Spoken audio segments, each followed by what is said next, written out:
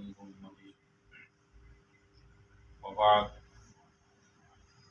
فقد قال الله تبارك وتعالى في القرآن المجيد والفرقان الحميد: أعوذ بالله من الشيطان الرجيم.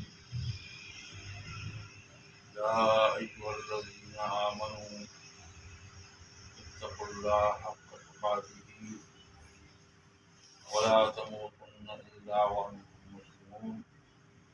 صدق الله مولانا العظيم وصدق رسوله النبي الكريم، ونحن على ذلك لمن الشاهدين والشاكرين والحمد للہ رب العالمین۔ یہ آیت کریمہ جو میں نے آپ کے سامنے تلاوت کی ہے، اس میں اللہ جل شانہ مخاطب فرماتے ہیں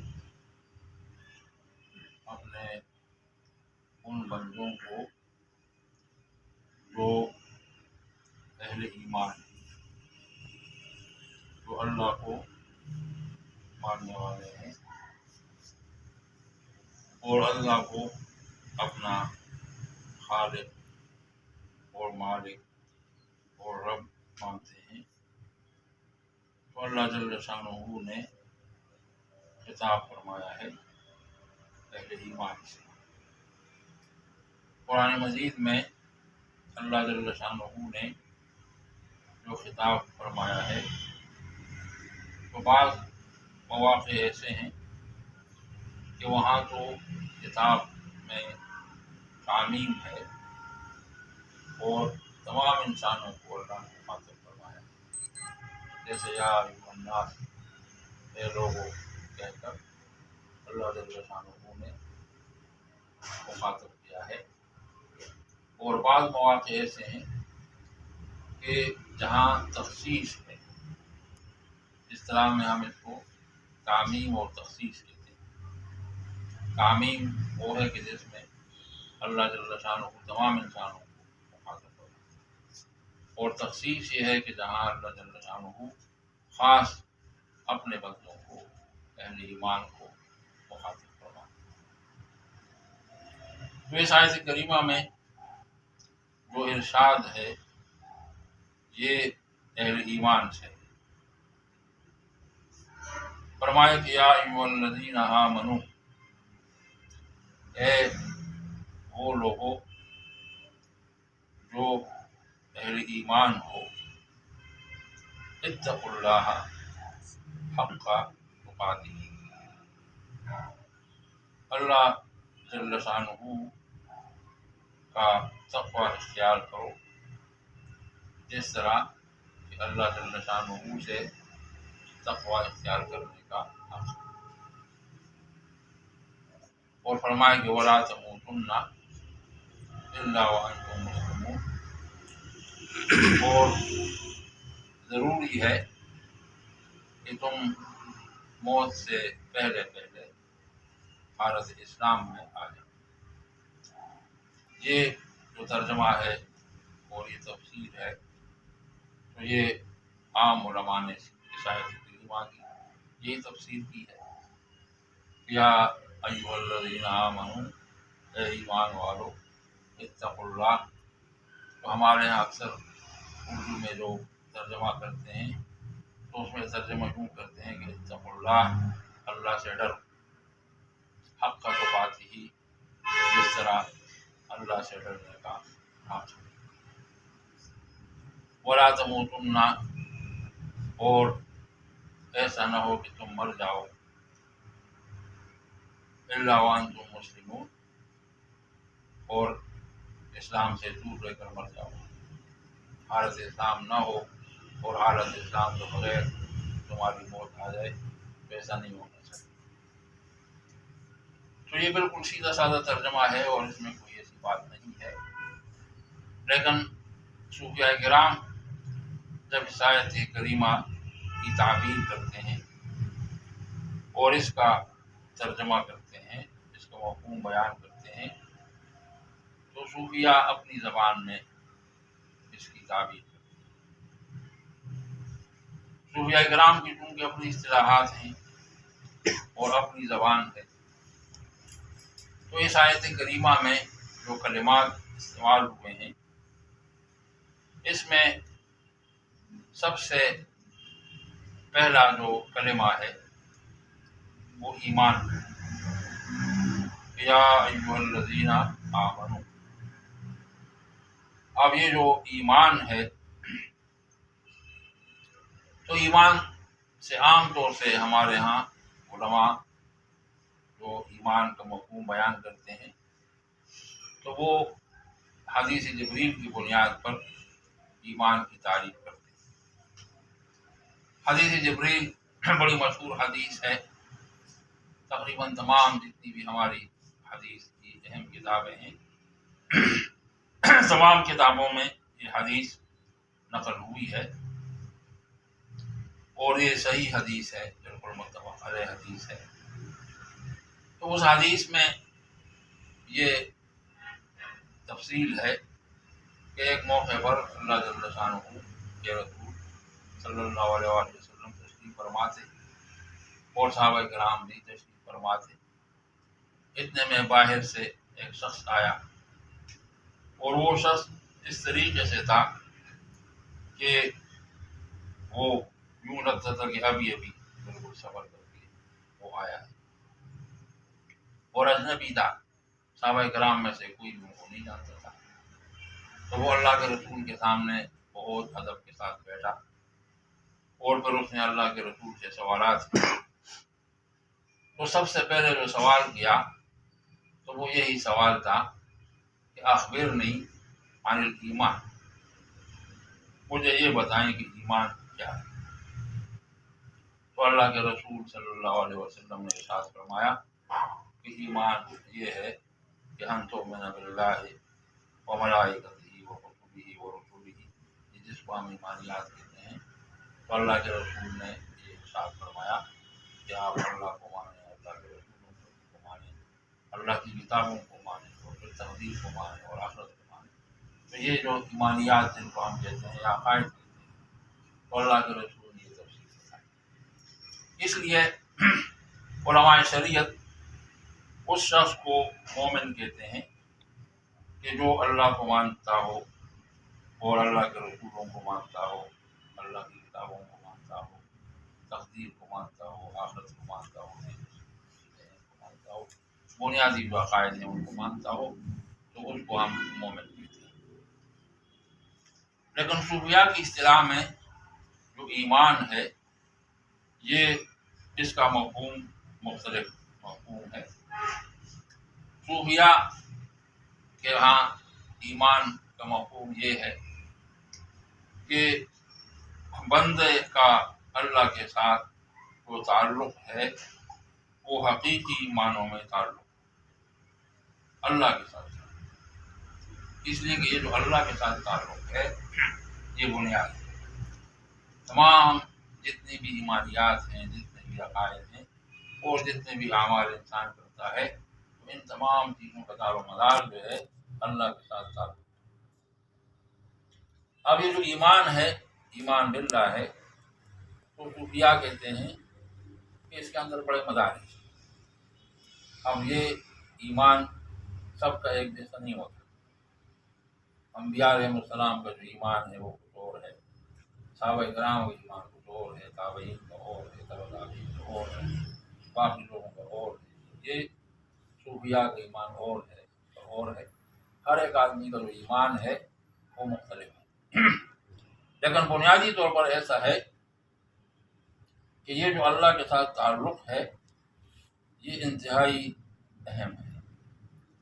اس کی مثال یوں دی جاتی ہے کہ جیسے ایک فرد ہے اور وہ اس کا تعلق جو ہے اپنے خاندان سے، وجود کی نسبت ہے، وہ اپنے آپ کو منسوب کرتا ہے کہ میں فلاں فیملی سے میرا تعلق ہے اور فلاں فیملی کا جو بڑا ہے میں اس کی اولاد میں سے۔ اب یہ جو دعویٰ کرتا ہے کہ فلاں فیملی کے سربراہ سے میرا تعلق ہے، تو ظاہر ہے کہ وہ جو سربراہ ہے اس کے ساتھ جو تعلق ہے اگر وہ صاحب اثر ہے تو وہ تعلق انتہائی مؤثر ہوتا ہے اور وہ بہت اہم ہوتا ہے۔ مولانا روم نے اس کی بڑی تفصیلات بتائی ہیں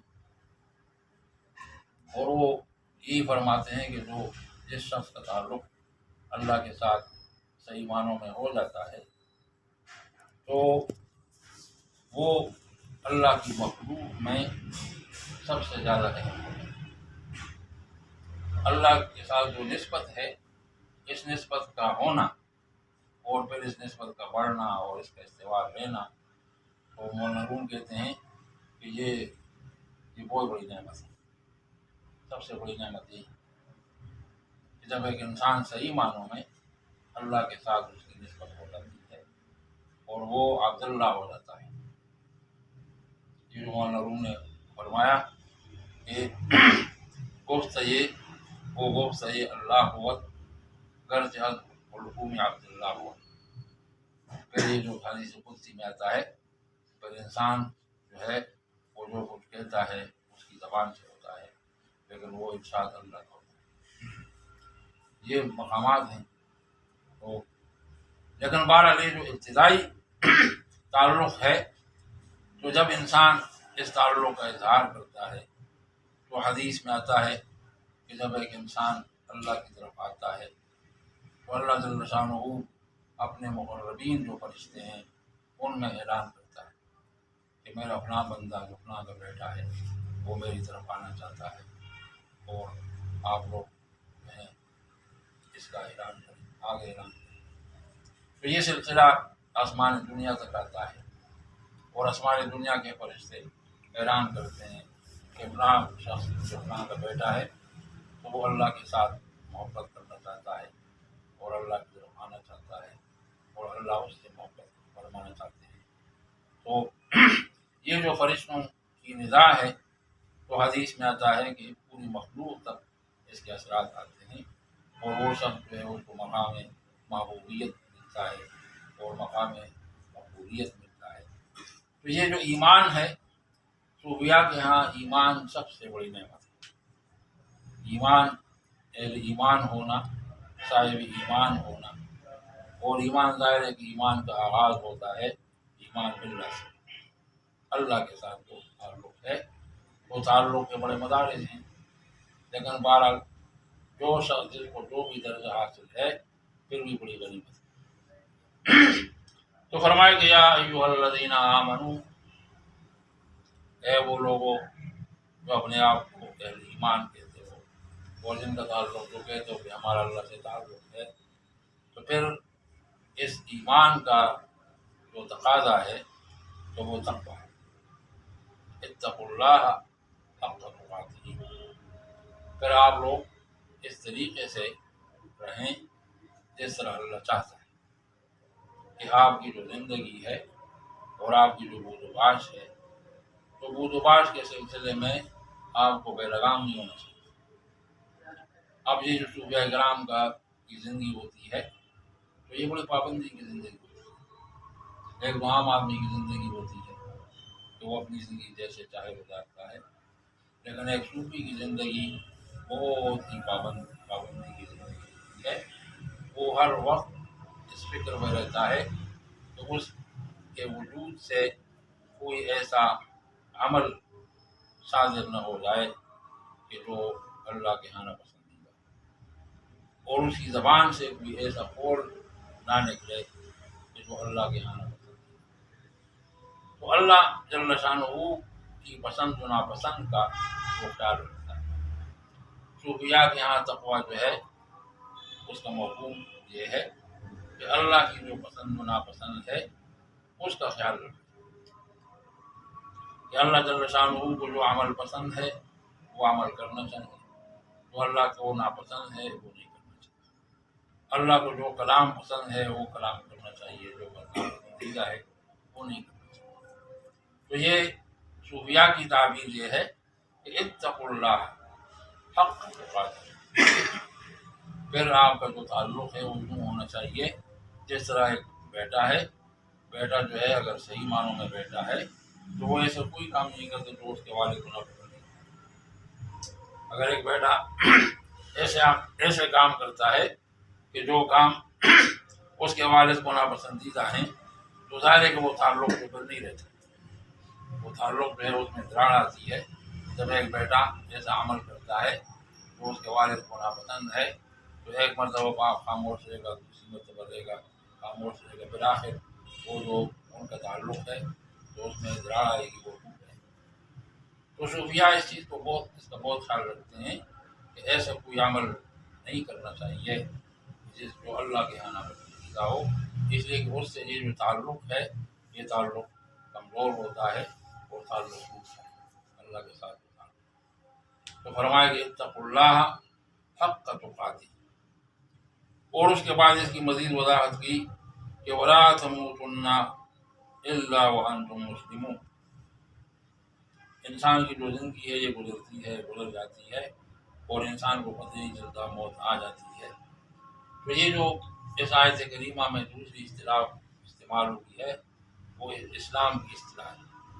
پہلے تو ایمان کی اصطلاح ہے جو میں نے بتایا، اور دوسری اصطلاح جو ہے وہ اسلام کی ہے، الا وانتم مسلمون، کہ تمہیں دنیا سے جانا چاہیے اس حالت میں کہ حالت اسلام میں جانا چاہیے۔ تو حدیث جبریل میں جب سیدنا جبریل نے حضور سے پوچھا کہ اخبرنی عن الاسلام، تو حضور نے ان کو اسلام کے جو ارکان ہیں وہ بتائے کہ آپ نماز پڑھیں، اور آپ زکوٰۃ دیں، اور آپ رمضان کے روزے رکھیں، اور حج ادا کریں استطاعت کے مطابق۔ یہ جو بنیادی اعمال ہیں حضور نے یہ بتائے۔ لیکن صوفیاء کرام جب اسلام کی بات کرتے ہیں تو ان کے ہاں مفہوم اسلام کا مختلف ہے۔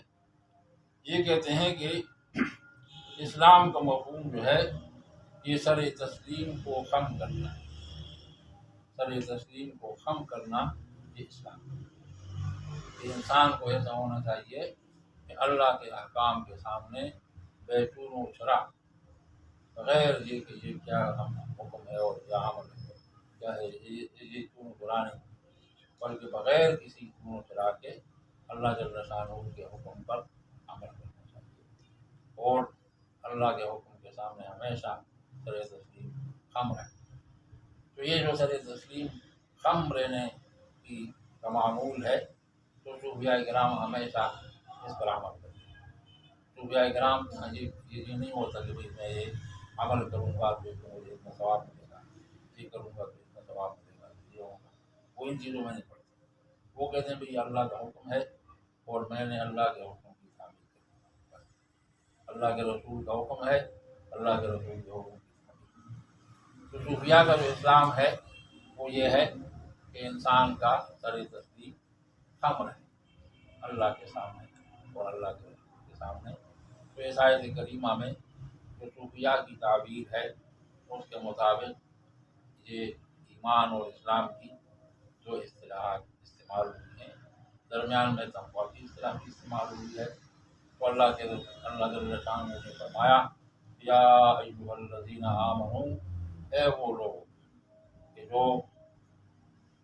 اہل ایمان ہو، جن کا میرے ساتھ تعلق ہے، اللہ کے ساتھ تعلق ہے، تو پھر اس تعلق کو نبھانے کی یہ شکل ہے کہ اتقوا اللہ حق تقاتہ، کہ تم اپنی زندگی گزارو اور اپنی زندگی اس طریقے سے گزارو جس طرح اللہ جل شانہ کی خواہش ہے۔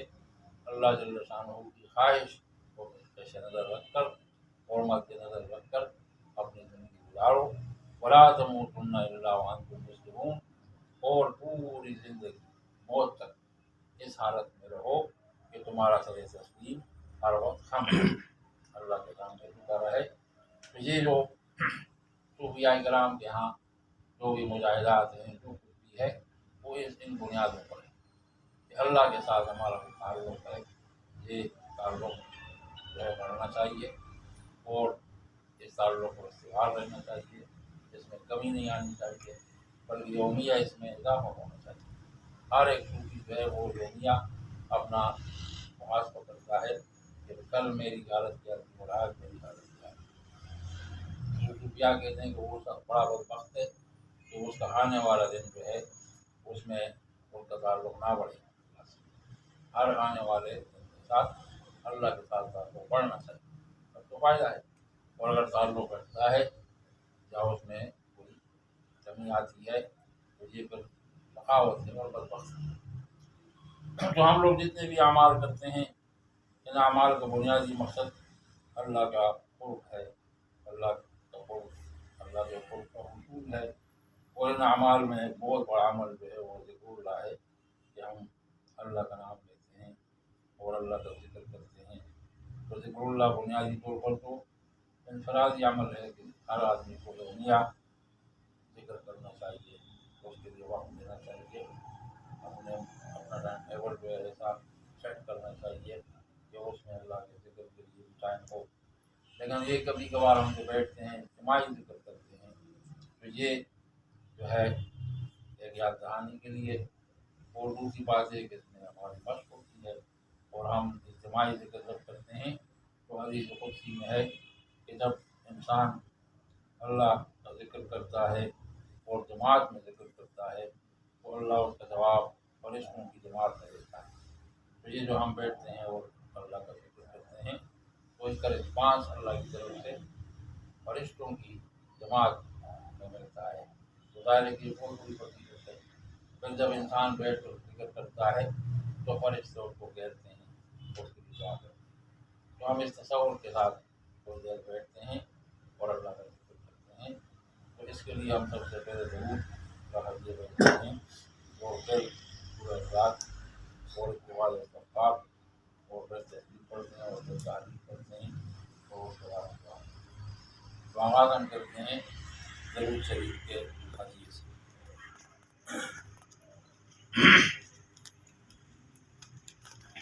بسم اللہ الرحمن الرحیم۔